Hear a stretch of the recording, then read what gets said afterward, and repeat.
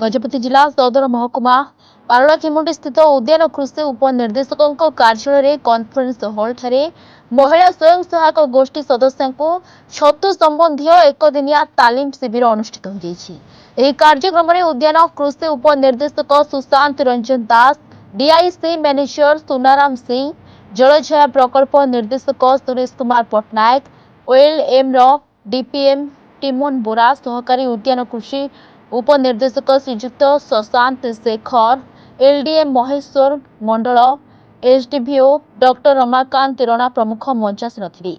गोसाणी सहकारी उद्यान कृषि अधिकारी स्वागत भाषण और अतिथि परिचय प्रदान करथिबा बेले गुमा ब्लॉक रो सहकारी उद्यान कृषि अधिकारी दिलीप कुमार डिंगल छतु चाष प्रशिक्षण प्रदान करथिले।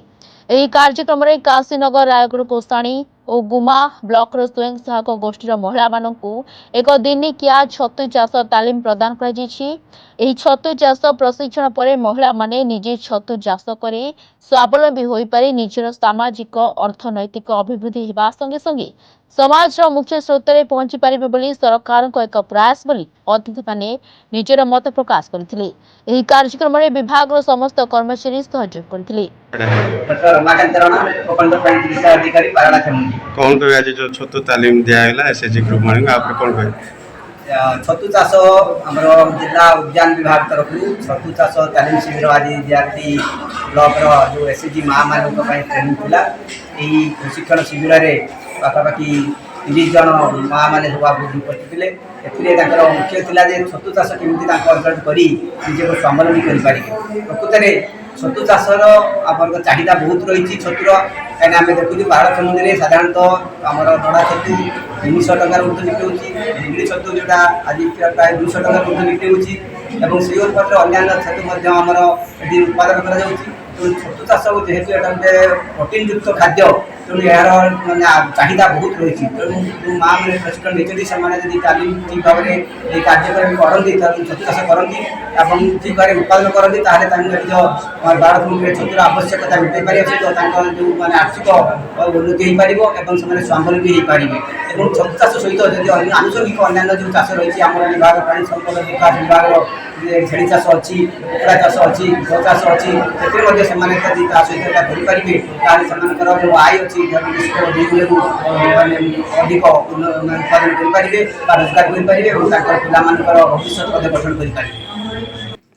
आम छतु चाषी मानक माने प्रमोट करने आम जिले में ट्रेनिंग प्रोग्राम करूँ।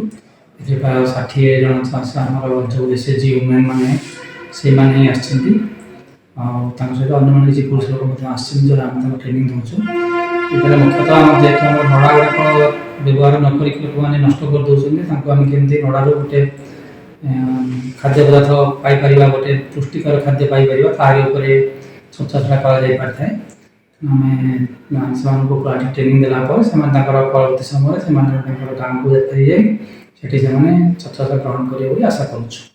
गोटे एक दिवसीय ट्रेनिंग प्रोग्राम गोसाणी, केशनगर, गोमा और रायगढ़ ब्लॉक मैंने एत शीघ्र कौन फसल में आसपार अमल आसोनी प्राय 20 दिन भितर अमल पाइबे और आम जो नष्ट हो जाए नड़ा ताकू ही व्यवहार करके अमल Piper.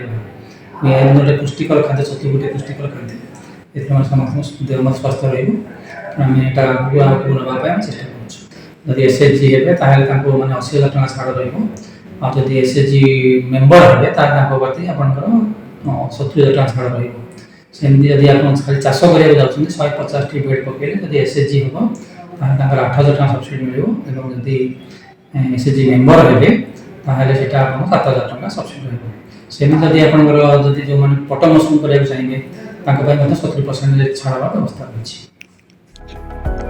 Gajapati Vivekananda Behera report, Mahabharat live.